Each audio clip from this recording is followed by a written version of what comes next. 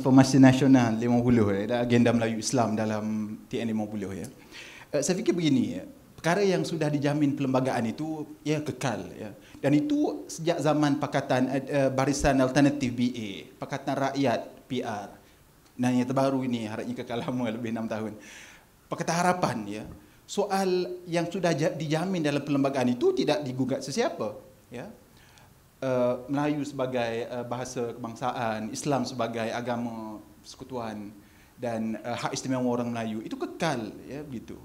Ya, tapi sudah pasti kita buka kepada kritikan sama ada itu hanya lip service ya ataupun benar-benar kami maksudkan. Itu terbuka pada kritikan, ya silakan. Kan? So itu tetap. Cumanya bila kita bincang tentang TN50 ini, kita mahu melihat jauh ke depan 30 tahun lebih ke depan ya. Maka harus kita pertimbangkan perkara-perkara yang sifatnya anjal ya. Yang sifatnya bukan paksi dalam perlembagaan yang tidak boleh diubah-ubah. So umpamanya affirmative action ya. Dasar affirmative itu ya, yang sudah pasti bila diperkenalkan tahun 1970 itu orang yang waras akan bersetuju. Tetapi 1970 sudah berlalu berapa tahun? Berapa? 47 tahun ya. Ini pandangan peribadi saya ya. Amanah tak ada keluar kenyataan lagi kot pasal TN50. Perkara-perkara begitu yang berubah mengikut realiti ya. Itu harus dikunjungi semula, harus direvisit. Adakah affirmative action itu masih perlu? Adakah ia telah mencapai sasarannya? Obviously not, right? Perlu muhasabah dulu sebelum. Yes. Dan kita harus berani, jangan sensitif, tidak bertempat. Baru nak review, nak revisit. Boleh jadi nak perkukuh. Ataupun boleh jadi buang juga ya. But then kita jangan sensitif, tidak bertempat. Orang nak review, nak tengok pencapaian antara mana, nak tambah baik, kita sudah sebahagian kita yang kat sini tidaklah. Ya. Perlu. Ataupun mungkin perlu hapus terus. Ya. Kerana dia tidak mencapai tujuan, bahkan menambah korupsi, salah guna kuasa. Selepas ini, distribusi kek ekonomi itu bukan lagi berasaskan kaum. Kerana sudah terbukti 47 tahun gagal. Mungkin berasaskan kelas, ya.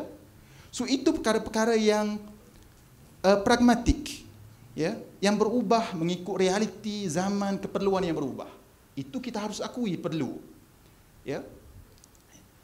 Yang kedua, mudah. RUU ya. RUU 35. Kenapa tidak bersatu? Ya, saya tanya kenapa perlu bersatu? Kenapa perlu bersatu? Dia begini, ya, perkara yang sifatnya apa dalam bahasa istilah usul fiqh ya, ijtihadi dengan satu yang kekal apa, yang tidak anjal, qat'i ya. Perkara yang sifatnya qat'i ya, itu harus kita konsensus, jangan dibahas lagi ya.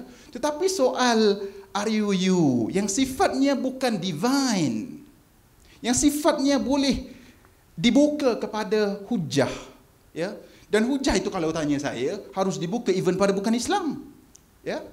Kerana bila ia melibatkan perlembagaan, walaupun akta itu hanya melibatkan secara permukaannya hanya melibatkan orang Melayu Islam, tetapi kalau ini sudah dibahas panjang ya, apa kaitannya, apa kesannya pada bukan Islam, bukan forumnya malam ini.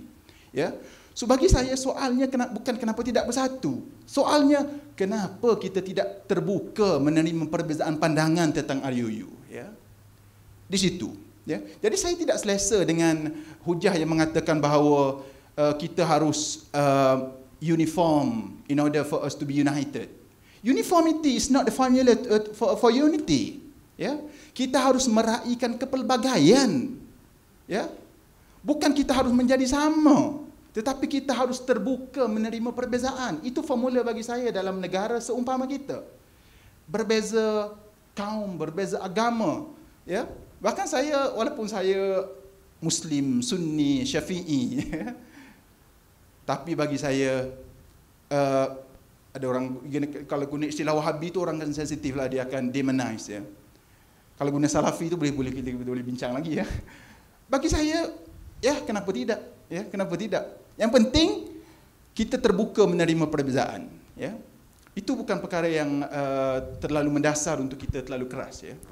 Jadi kesimpulannya amanah parti amanah dengan sedikit perubahan daripada RUU 355 tersebut yang dicadangkan oleh Tuan Guru Hajadi Amanah still tidak mahu untuk bekerjasama atau bersepakat? Dia benda tu boleh check Dr. Mujahid punya statement, Dr. Maria, panjang lah kan.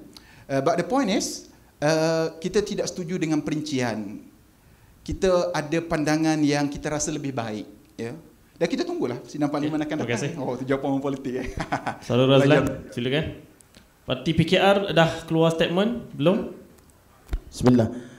Statement dah keluar 2 kali tak silap saya oleh yang berhormat Datuk Seri Presiden berkenaan dengan RUU. Tapi saya lebih kurang senada dengan, of course lah, kita dah ada pakatan yang sama kan. Kita pun keluar statement pun ada keluar statement bersama. Okey. Jadi ini daripada secara peribadi saya lebih risau RUU ini menjadi lebih politik daripada nak implement betul-betul undang-undang tersebut. Jadi sepatutnya diberikan, dia bukan menolak terus ataupun tidak mahu bersatu terus. Dia hanya apa yang pakatan ataupun keadilan minta ialah diberikan ruang untuk lebih banyak perbincangan. Kerana negara kita ini negara yang majmuk, berbilang kaum, berbilang agama. Yang paling penting kita nak capai keadilan. Wa idza hakamtum bainan nas an tahkumu bil adl. Bila kita mengadili atau membicarakan, kita mesti, yang penting itu keadilan. Jadi keadilan itu bukan sahaja daripada undang-undang itu, tetapi kesediaan dari segi pengurusan, pendakwaan sampai kehakiman. Adakah semua perkara-perkara itu kita telah bersedia sebelum kita implement undang-undang tersebut? Kita tidak menolak. Jangan kata keadilan atau amanah ini menolak hukum Allah. Yang itu yang paling kami rasa amat sedih. Apabila mendapat tomahan, tolak undang-undang Allah. Tidak sama sekali.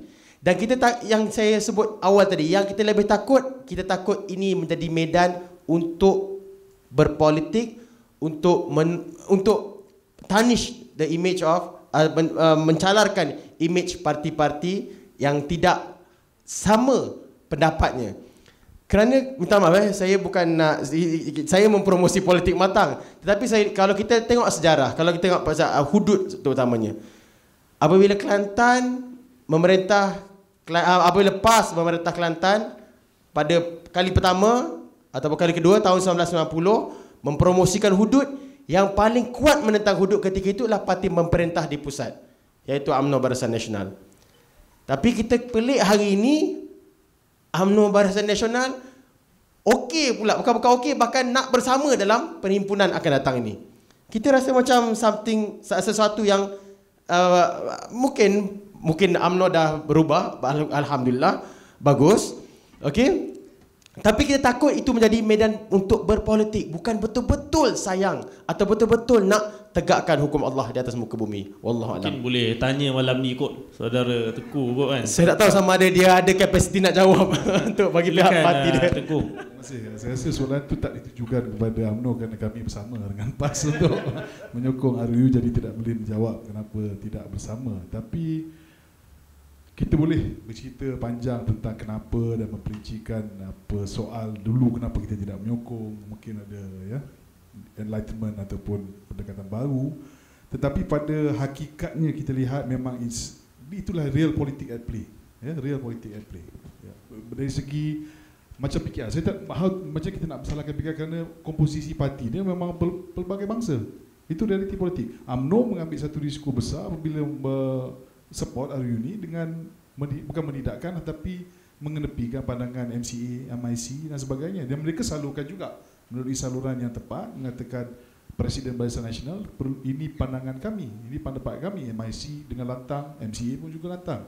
Tetapi kami buat satu pendirian iaitu berdasarkan pendapat atau keinginan ahli parti UMNO. Jadi saya rasa that is real politik at play. Memang benda ni. Jadi kalau kita isu yang lain sebagai contohnya macam kita bincang hari ini, tiba pada satu masa dan ketika kita nak abolish dasar ekonomi baru sebagai contoh ataupun affirmative action, mungkin UMNO juga akan berdekatan yang berbeza, ya, sebab kita adalah parti Melayu. Kita akan, walaupun mungkin senario pada hari itu ramai yang menyokong ataupun tidak keperluan, tapi kita terus berdasarkan real politik. Itu saya rasa. Okey, terima kasih. Soalan daripada floor.